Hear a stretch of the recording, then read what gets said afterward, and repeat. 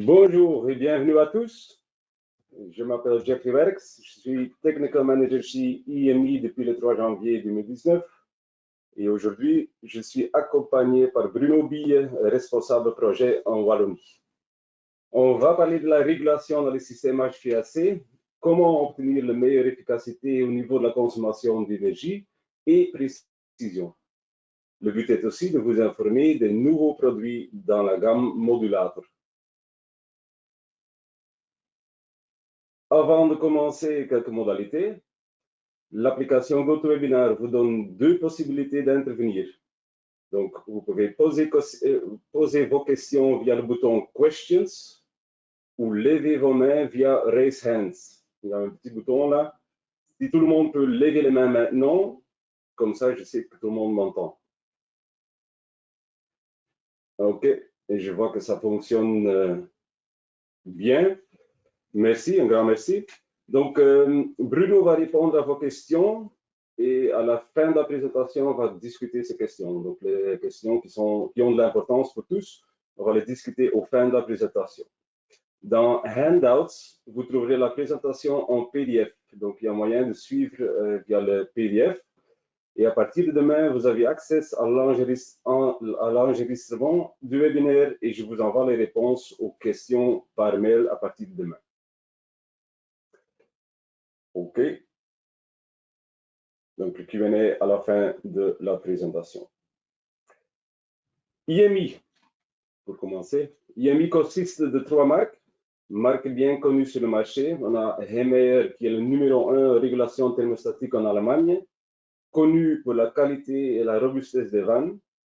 TA, qui est intégré dans la plupart des grands projets en Belgique, et Pneumatex, en fait, le fondateur de tout ce qui est maintien de pression et qualité d'eau.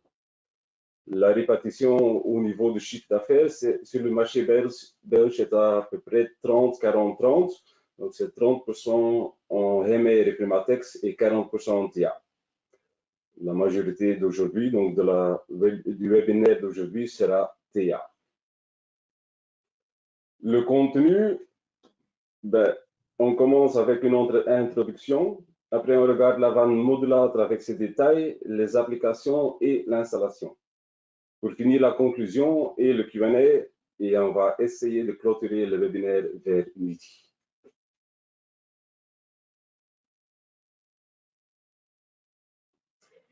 Un confort optimal. Un confort optimal, ça peut être obtenu notamment grâce à une température ambiante stable. Évidemment qu'on va aussi regarder, contrôler la vitesse d'air, l'humidité, tout ça, mais la température stable a de grande importance. Souvent, la température ambiante est instable, avec des problèmes hydrauliques comme cause. Et personne ne pense à ces causes. Ils analysent d'abord le système de régulation, les vannes thermostatiques, mais ils ne regardent pas les problèmes ou les problèmes possibles d'hydraulique. Donc, laissons-nous regarder ces problèmes hydrauliques. Tout d'abord, une vanne de contrôle doit être choisie en fonction de l'autorité de la vanne. L'autorité va déterminer comment la vanne va réagir entre complètement être ouverte et complètement être fermée. L'autorité va donc déterminer dans quelle mesure la vanne suivra correctement sa courbe de réglage. Donc, elle va finalement déterminer la puissance émise des unités terminales. Un bon valeur pour l'autorité est entre 0,5 et 1 pour l'autorité minimum. Donc, en fonction de l'auteur donné par le circulateur, c'est 0,25. Donc, entre 0,25 et 1, c'est l'idéal pour l'autorité minimale. Une vanne mal sélectionnée, avec une mauvaise autorité, va donc laisser passer trop de débit, avec des surchauffes comme résultat. Comme on est souvent dans les systèmes à débit variable, les pressions différentielles ou les hauteurs disponibles au pied des branches sont aussi variables. Donc, les autorités des vannes de contrôle sont variables. Et sans organe de régulation de DP, les vannes de régulation sont soumises à des pressions différentielles importantes, des surdébits et des autres problèmes comme conséquence. Est-ce que ça, c'est clair pour tout le monde parce que là, on va un peu vite. Pour certaines, c'est un peu de herhaling, un peu de répétition, un peu connu. Mais si ça va trop vite maintenant, levez vos mains, comme ça je peux expliquer un peu plus profondément. Non, donc c'est clair pour tout le monde, je crois. Dans le cas d'une régulation modulante, et c'est la dernière chose, comme le rapport entre débit et puissance émise n'est pas linéaire, une caractéristique de vanne à égal pourcentage s'impose. La caractéristique EQM est en fait l'image miroir de la caractéristique puissance débit. Et comme ça, on peut assurer les bonnes puissances par rapport au signal reçu par le système de régulation. Donc, il faut vraiment avoir une harmonie entre les caractéristiques du système et le choix des vannes de régulation pour un contrôle optimal. Et tout ça est possible avec nos produits ou mieux avec la combinaison de nos produits. TIA Slider, TIA Modulator et le logiciel HiTune qui permet de configurer plus que 200 paramètres. Mais c'est quoi en fait l'intérêt d'une régulation modulante? Les avantages sont retrouvables dans deux niveaux, les gains d'énergie et le confort pour l'utilisateur. On peut gagner jusqu'à 18% d'énergie grâce à une régulation de température stable. On peut gagner jusqu'à 40% de consommation électrique pour un circulateur. Jusqu'à 50% de perte d'énergie en évitant le réchauffement des températures de retour. Et on peut obtenir une meilleure IR pour les pompes à chaleur ou les unités de refroidissement jusqu'à 15%. Au niveau de confort, la régulation modulante va vous assurer d'une température ambiante stable et correcte, tandis qu'une régulation on-off crée des températures fluctuantes. Et avant de parler des nouvelles vannes modulatres, je veux vous poser une question. Est-ce que vous connaissez la gamme TA modulateur actuelle? Et pour ça, je vais lancer un petit poll. Donc, connaissez-vous la gamme modulateur? En fait, les réponses sont très faciles, c'est oui ou c'est non.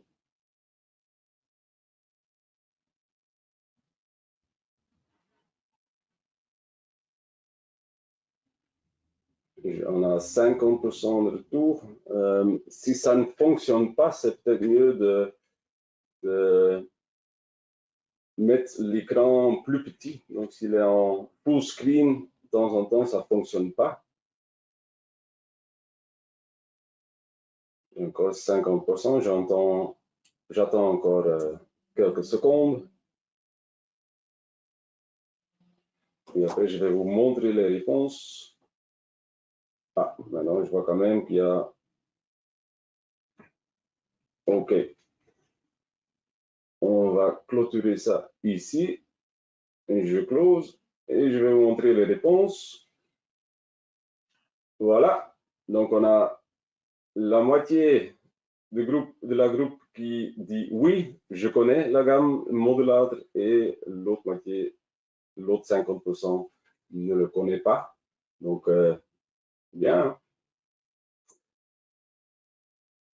Un groupe divers. Bon, merci. Voici, merci pour votre réponse. Voici le développement chronologique de la gamme modulateur. Donc, on a commencé avec des vannes comme modulateur, mais en fait, c'était le Compact P en 2014. Donc, vous voyez là, le Compact P DN15 jusqu'à 32. En 2015, on a lancé le modulateur DN15 jusqu'à 32 et les grandes à partir d'avril 2017.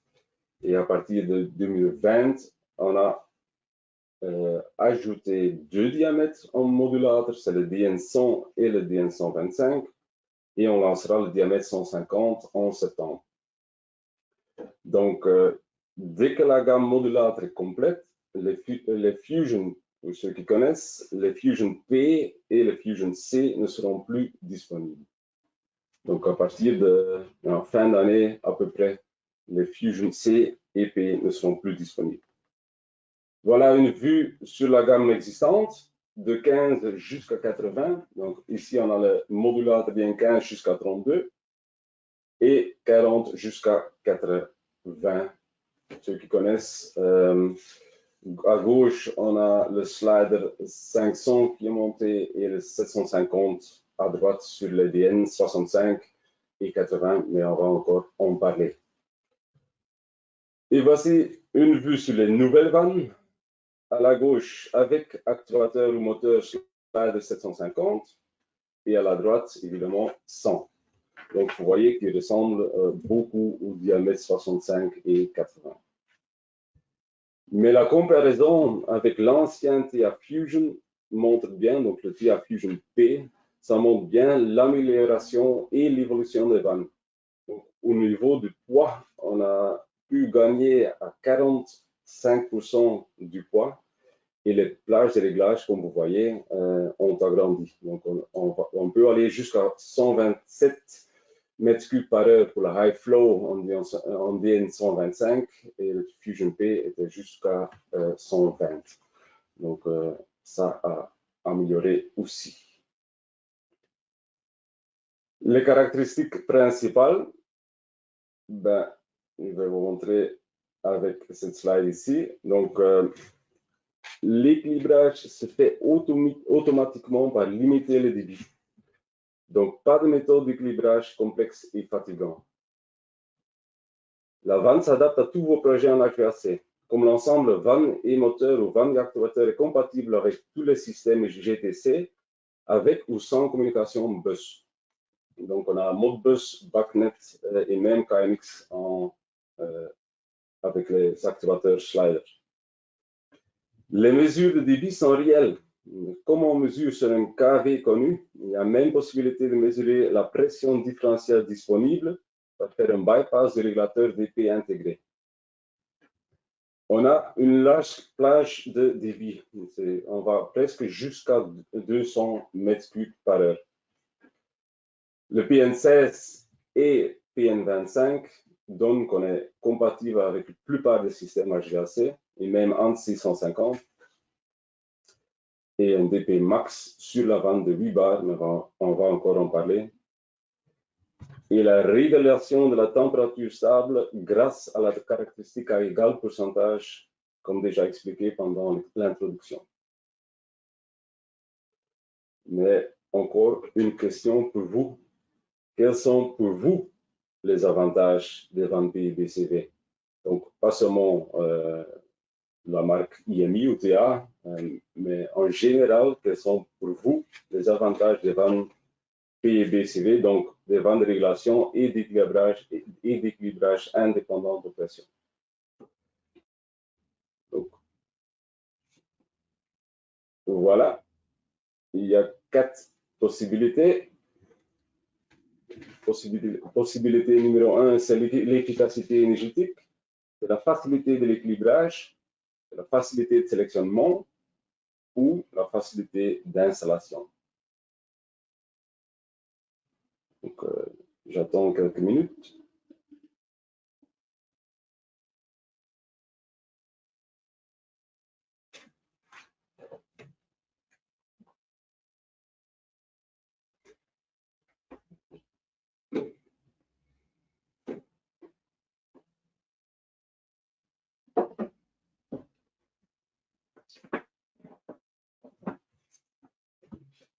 Ouais, presque tout le monde réagit maintenant.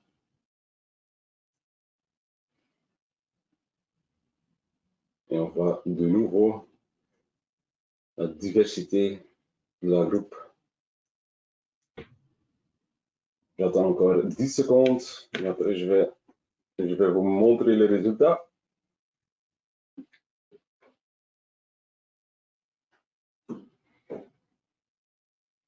Voilà. Et voilà, comme ça vous voyez les différents intérêts.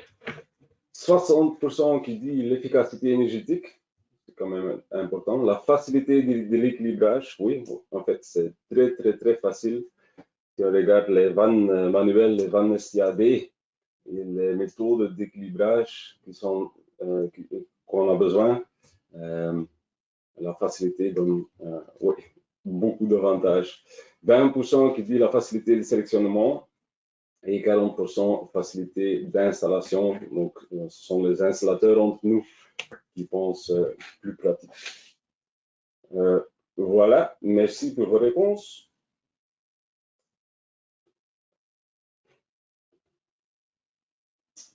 Comme vous voyez,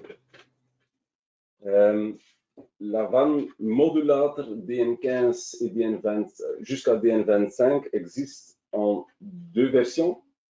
On a la version avec un maximum d'épée de 4 bars et c'est d'épée sur la vanne ou en fait le DP que la vanne peut prendre sur lui. C'est 4 bars, c'est 400 kPa.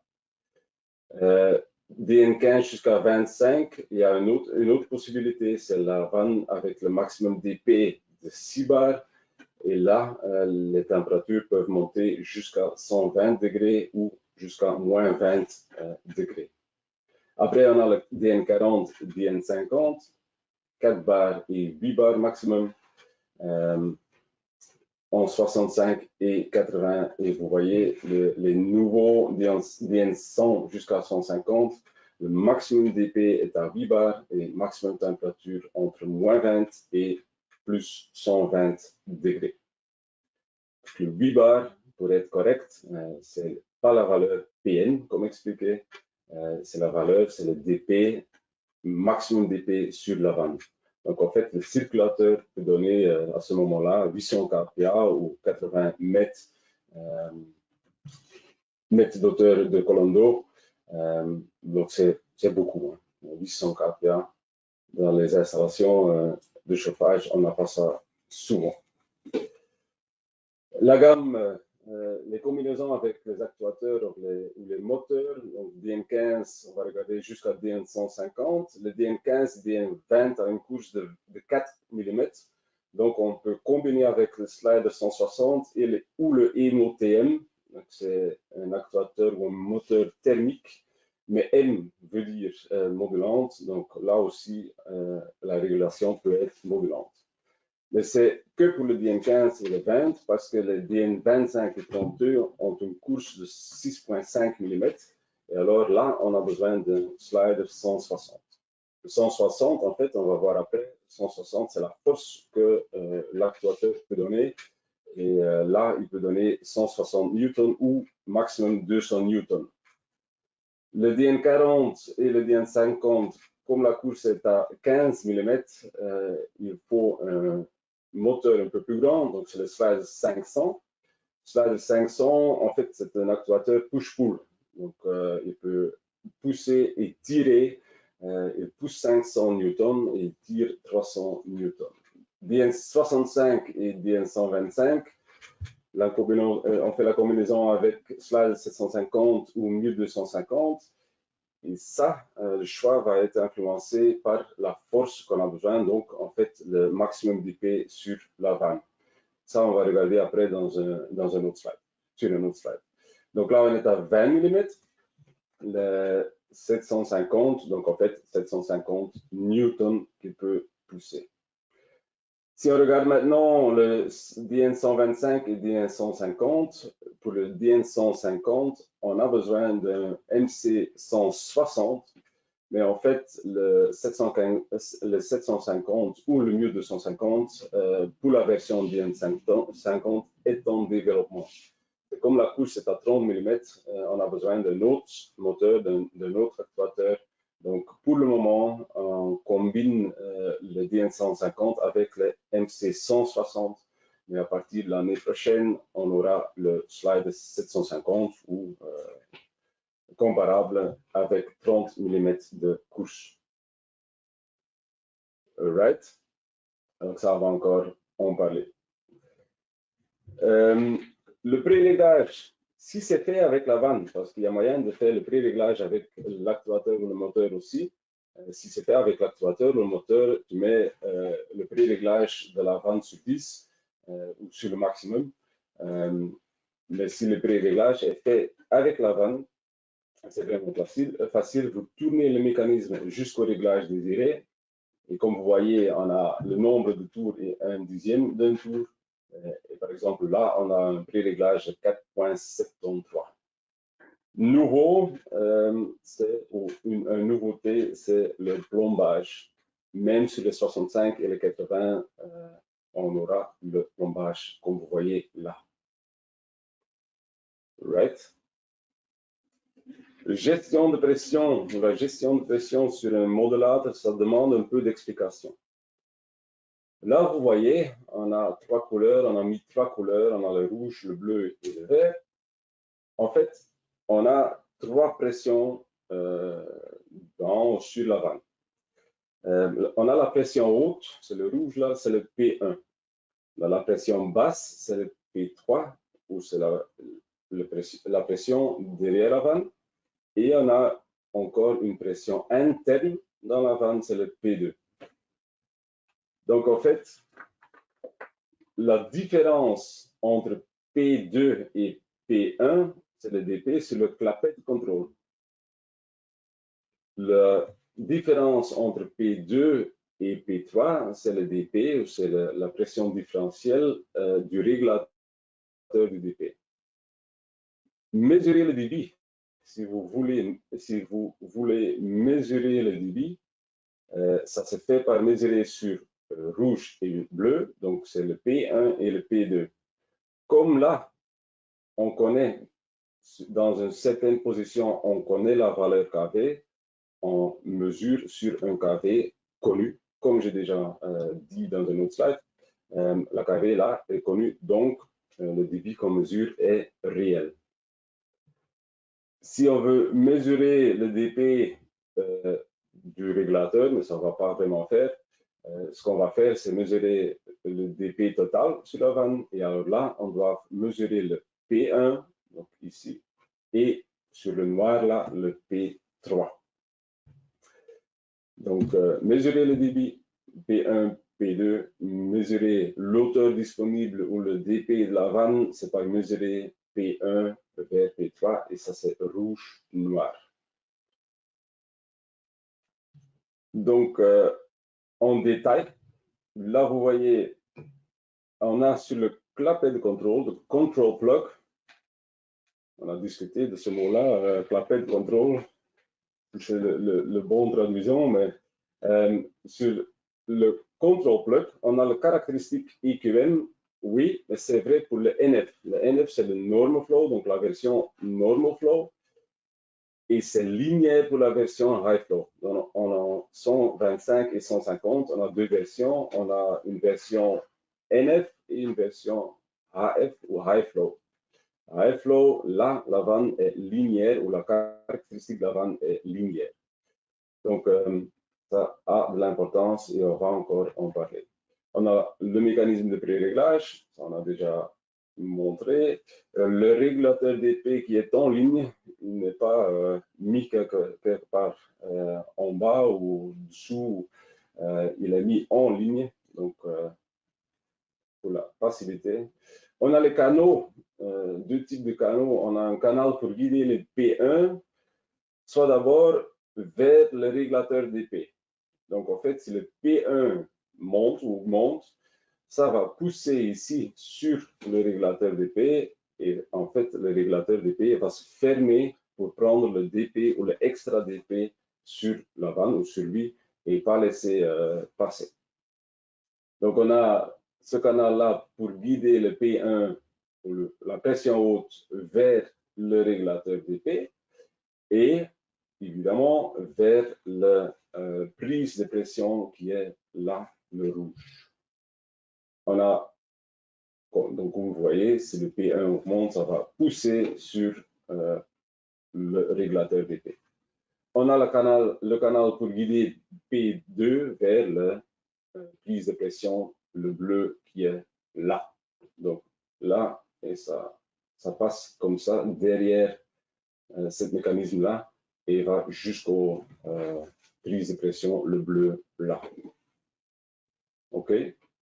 Et en fait, le P2 pousse à l'autre côté sur le régulateur DP. Donc, ces deux vont fonctionner ensemble. Mais comme le régulateur DP va se fermer, P1 et P2 restent constantes. Donc, on a une autorité constante. Et là, évidemment, on a la prise de pression noire. Et ça, c'est pour mesurer le delta H. Donc, pour mesurer l'auteur disponible sur le circuit au pied de la branche pour le DPV.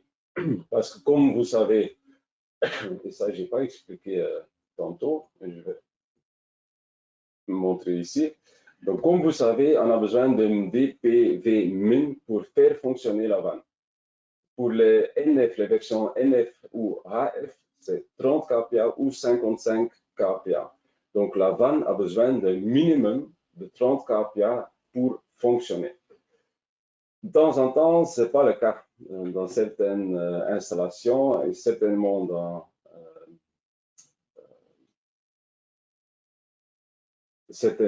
des cas existants. Le DP min n'est pas atteint et là, il y a moyen de mesurer sur la vanne si le 30 kPa ou le 55 kPa est assez ou si c'est bien ou pas. On a besoin de cette prise de pression-là, parce que si on ne prend pas ça, et on mesure ici, en fait, le régulateur de DP va jouer en fonction des pressions-là. Donc, il va jouer, et en fait, on mesure un DP qui n'est pas correct. Donc, c'est pour ça qu'on a besoin de cette prise de pression-là. Avec les modulateurs DN15 jusqu'à 32, c'est fait autrement. C'est ouvrir un bypass, en fait, que vous faites par ouvrir avec un clé Allen dans le P1, allez, la prise de pression de P1, le rouge, comme certains d'entre vous savent. Les caractéristiques, donc pour faire la régulation, et je vais vous montrer tous. Donc ici, on a pris comme exemple un échangeur à plaques avec des températures primaires 5-12, donc delta T de 7.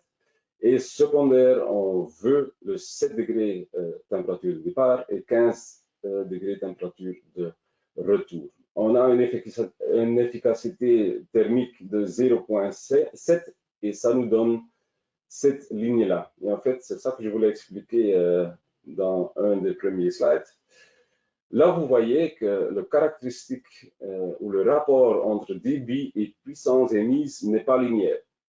Ce serait très facile si c'était linéaire, parce que si on demande 50% de la puissance et on donne 5 volts à l'actuateur ou au moteur, et le moteur se met au milieu de la vanne, quelque part ici, et on a 50% de l'émission ou de la puissance, ce serait très facile. Mais ce n'est pas le cas. Comme vous voyez, si on demande ou si on donne 50% de débit, 50% de flow, on est déjà à 70% de la puissance émise. Donc là, si on fait comme ça, on a des surchauffes comme vous pouvez facilement comprendre. Donc ça, c'est ça a de l'importance et ça dépend de l'efficacité thermique. Par exemple, pour les radiateurs, c'est un peu plus haut comme ça. Et là, ça dépend du delta T, mais là, on a pris cet exemple-là. On a des variations d'épée. Si on n'a pas de régulateur d'épée, cette ligne-là serait comme ça. Mais maintenant, c'est presque droite parce qu'on a le régulateur d'épée avec un minimum autorité de 0,67 et un P-band, donc une bande proportionnelle de 50%. Donc là, on est très bien. Dans la vanne, on a intégré le EQM, ou la caractéristique à égal pourcentage. Donc, comme on a dit, c'est dans les vannes normal flow. Et en fait, ça, c'est l'image miroir de cette ligne-là. On demande ou on donne un signal de contrôle normal à l'actuateur ou au moteur. Et comme ça, vous voyez, il va se mettre avec 5 volts, il va le mettre à 5%, 50% de la couche de la vanne ou de la couche limitée de la vanne. Maintenant, comme on est à 50% et on n'a que 20% de la valeur KV ou du débit, avec 20% du débit, on a quand même presque 50% de la puissance émise. Donc, c'est ça qu'on veut. On veut là, entre le signal de contrôle et la puissance émise, on veut que cette ligne est droite. Donc, c'est presque droite comme vous voyez. Donc, la caractéristique globale est linéaire ou est facilement contrôlable. Maintenant, comme je dis, dans les versions high flow, ce n'est pas le cas. Donc, on n'a pas la caractéristique EQM.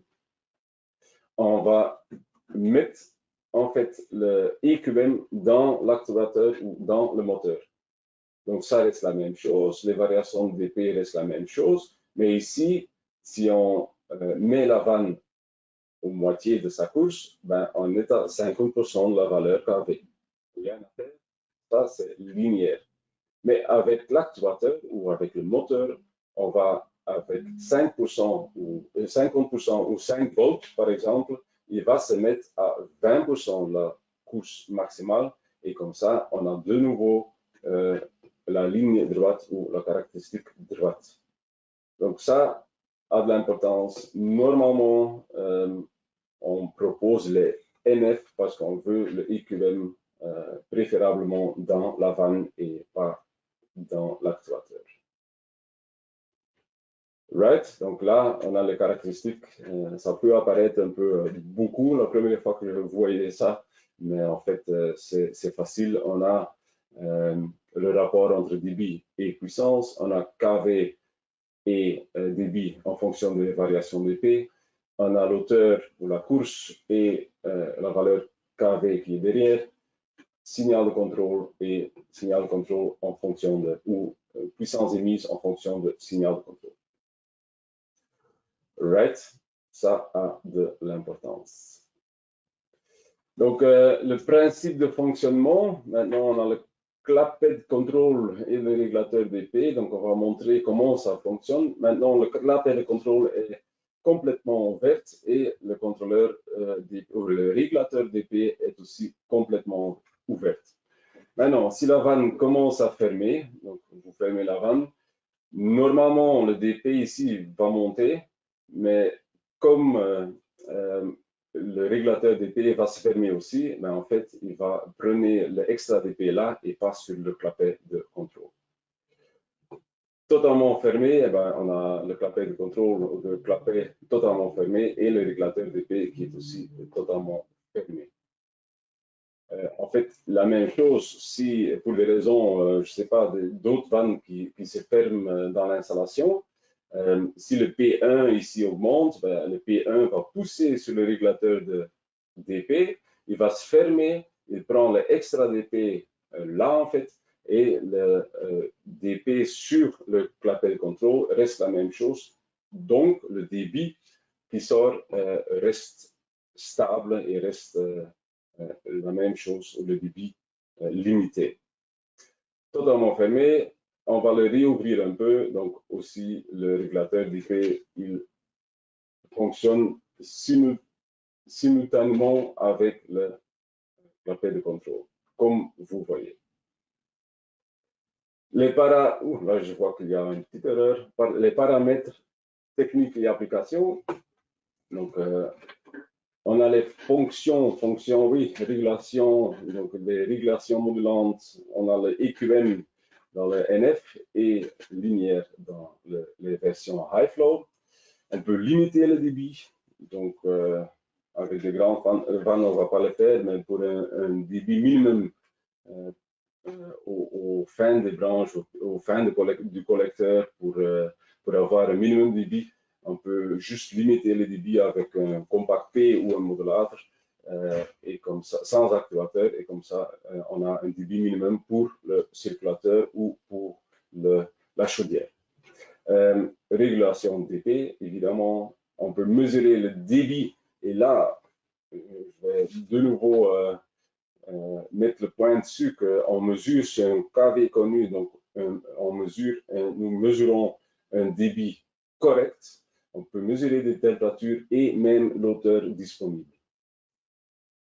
Les caractéristiques, on a déjà parlé, égal pourcentage pour le NF. Les pré-réglages, c'est par faire une limitation de couche. Donc, le minimum pré-réglage pour avoir un EQM parfait. Ce n'est pas le minimum pré-réglage, mais pour avoir un EQM parfait, c'est à 20%. Les actuateurs, on en a parlé. Les taux de fuite sont très petits, donc comme dans les normes. Et rangeability ou plage de réglage est plus grand que 125%. Et là, si vous comparez avec les autres vannes, des vannes qui sont plus électroniques que mécaniques, ben, vous allez voir que le plage de réglage, le rangeability, je ne connais pas vraiment en français, va être beaucoup moins que 125. Et là, ça a de l'importance parce qu'avec un rangeability de 125, votre débit minimum est moins de 0,8% du débit maximum. Donc là, vous pouvez comparer les vannes de contrôle standard entre une rangeability de 25 à 30. Donc là, si vous avez 1000 litres, vous pouvez contrôler jusqu'à 200, 300 litres. Ici, vous pouvez contrôler jusqu'à 80 litres. Donc ça a de l'importance dans nos installations, comme on est souvent dans les petits débits, les petites puissances. Les températures, oui, on en a parlé, et là, les maximum débit et les dp min, donc comme j'ai expliqué, pour faire fonctionner la vanne. Si vous comparez ça avec nos collègues, vous allez voir que c'est pas beaucoup. C'est vraiment pas beaucoup. Ça peut apparaître un peu beaucoup. Le 30 kPa ici, mais si vous savez, si vous sélectionnez une vanne de contrôle standard, donc comme chez nous les RGA, pour avoir une bonne autorité, il faut choisir le DP ou la valeur KV de la vanne en fonction du DP de l'émetteur. Donc, par exemple, si l'émetteur prend 50 kPa avec le débit de consigne, eh bien, là, tu dois mettre 50 kPa dans la vanne de réglage, la vanne de contrôle. Donc là, comme j'ai dit, ça peut apparaître un peu beaucoup le 30 kPa ou le 55 kPa, mais on voit que c'est faible en comparaison avec les autres, avec les vannes de contrôle standard. Là, vous voyez les pressions différentielles autorisées pour les vannes et les moteurs, donc pour les combinaisons. Et c'est vrai pour tous les vannes, en fait, mais on va regarder les derniers ici, de 100 jusqu'à 125. Donc là, avec un slide de 750, le DP sur la vanne peut être 800 kPa ou 8 bars, ou 80 mètres d'auteur de colonne d'eau. Donc, si vous avez plus sur un high flow, plus que 400 kPa, ben là, il faut mettre un 1250. Mais vous voyez déjà, 800 kPa, c'est beaucoup. Hein. C'est DP sur la vanne. Donc, en fait, si le DP monte ou augmente sur la vanne, il va prendre le 800 kPa de trop ou extra. Donc, ça a de l'importance. S'il y a besoin de fail-safe fonctionnement, donc là, vous pouvez choisir le MC100 et là, c'est aussi jusqu'à 800 kPa. Brett? Des applications, ben, il y a beaucoup d'applications. Il peut être proposé pour plusieurs applications. Mais ici, par exemple, on a repris deux applications, les centrales de traitement d'air, donc sur les batteries de chauffe ou de refroidissement, et sur la batterie de préchauffe. Petite remarque sur la batterie de réchauffe, là, il y a moyen d'installer un circuit vanne à 2 voies en injection, et avec un clapet entre-tour dans le bypass pour éviter que la batterie gèle en cas de problème avec le cyclateur secondaire. Donc là, j'ai juste dessiné l'installation standard. Pour les échangeurs à plaques, par mesurer la température et combiner cette info avec autres variables du système GTC, on peut contrôler le débit nécessaire avec l'échangeur à plaques correctement.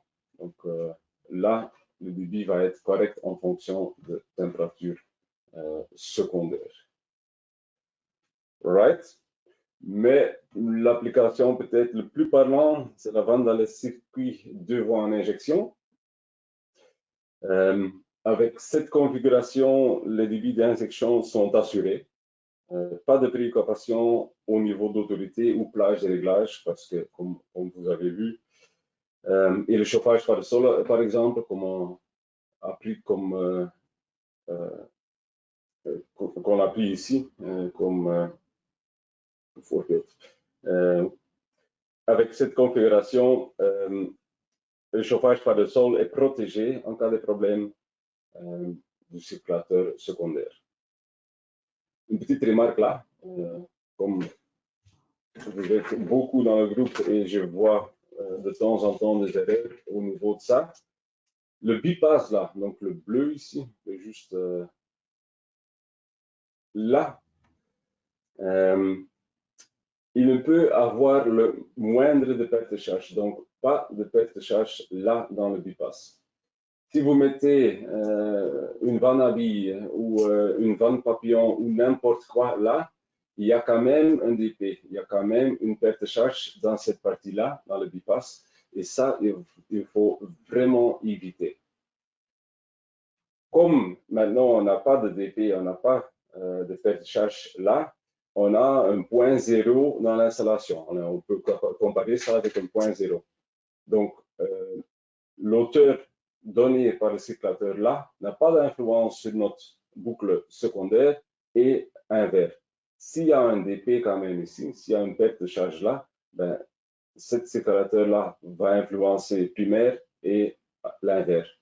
Donc ça a de l'importance. Et je connais les raisons pour les placer. Je connais que vous placez de temps en temps des vannes à billes ou des vannes papillons là, ou dans les cas que ce circulateur-là ne fonctionne plus, vous pouvez quand même alimenter ce circuit-là avec le circulateur primaire.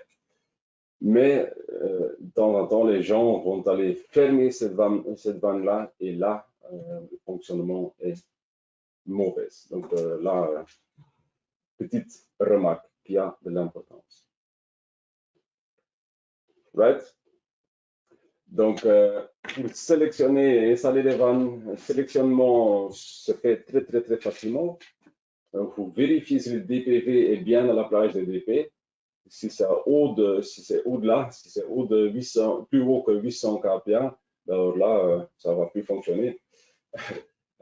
Et après ça, vous choisissez le plus petit DN correspondant au débit du calcul. Donc, le pré-réglage de la vanne doit être au plus proche de l'ouverture maximale. Par exemple, si on prend 50 000 litres ou 50 cubes, on va choisir le DN100 en NF, en normal flow, et l'ouverture ou le pré-réglage va être à 4.8, 4.9, quelque chose dans cette direction. Donc, sélectionner se fait très facilement. L'installation, ben, on est IP54 dans toutes les directions.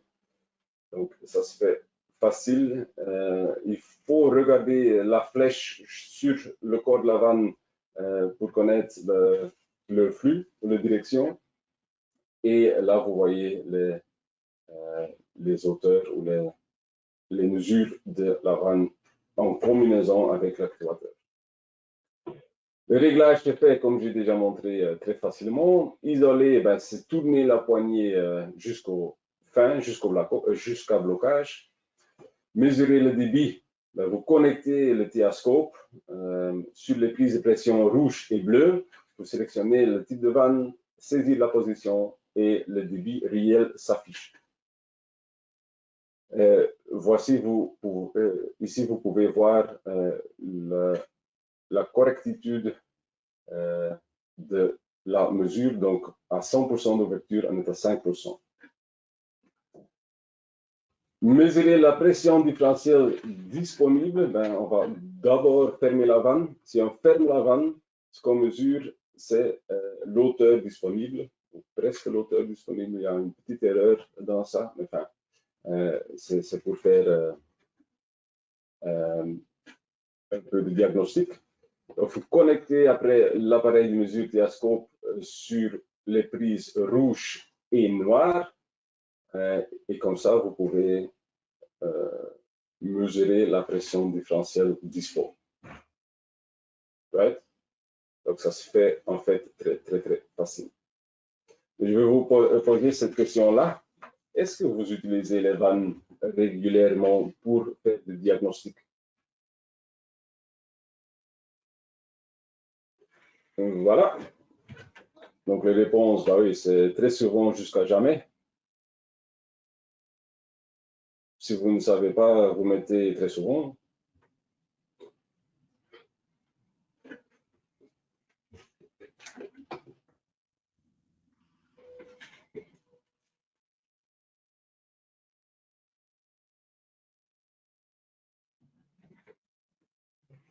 Voilà. Maintenant, je vois que vous êtes tous d'accord, ou presque tous d'accord. Nice, j'ai 100% de réponses. C'était facile, comme je vois. Donc, je vais clôturer et vous montrer. 83% dit très souvent. Très souvent. Donc, ça a l'importance parce que nous, on a développé nos vannes avec cette fonction-là. De temps en temps, il n'y a pas moyen, sur des autres marques, de temps en temps, il n'y a pas moyen de mesurer l'auteur disponible. Comme le régulateur DP fonctionne et comme ça influence la mesure, il faut faire des adaptations pour mesurer le bon DP. C'est pour ça, comme j'ai dit, dans les vannes DN15 jusqu'à 32, on ouvre en fait un bypass. Avec ce bypass, on mesure le P1 et le P3. Donc, comme ça, on peut mesurer l'auteur disponible. Et dans les vannes à partir de DN65, on a les 3 prises de pression. Donc, je suis heureux qu'il y a beaucoup de personnes qui utilisent les vannes aussi pour le diagnostic. Merci pour vos réponses. Voilà. Cochez ça. Et comme conclusion, donc on peut obtenir une régulation précise avec le modulateur DN100 jusqu'à 150 par le minimum autorité qui est à 0,67. De temps en temps, je vois dans les prescriptifs ou dans les fiches techniques, je vois des autorités à 1. C'est pas possible d'avoir une autorité à 1. Donc, notre minimum autorité est 0,67. Le plage de réglage est plus haut que 125, toujours. La caractéristique IQN qui est unique pour nous, pour IMITA, l'efficacité énergétique est élevée comme on a un DP min basse, donc le minimum, le DP V minimum DP sur la vanne est faible. En comparaison, il est exact. On a la facilité d'installation par le faible poids, les petites dimensions et les flexibles paramètres. Et l'étude est vraiment facile. Il y a une simplicité de sélection. Donc là, comme conclusion de cette webinaire-là.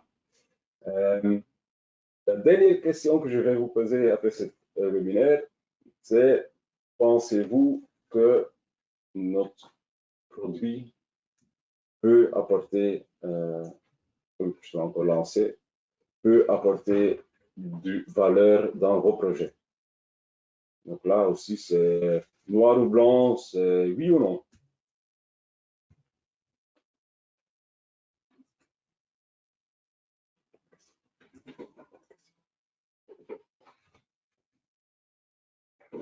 Ah, ben, merci à vous.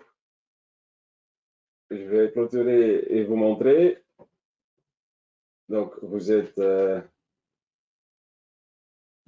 tous d'accord que le modulateur peut ajouter du valeur. Donc, 100% qui disent, c'est pas moi qui a fait les réponses, c'est vous. Donc, merci à vous.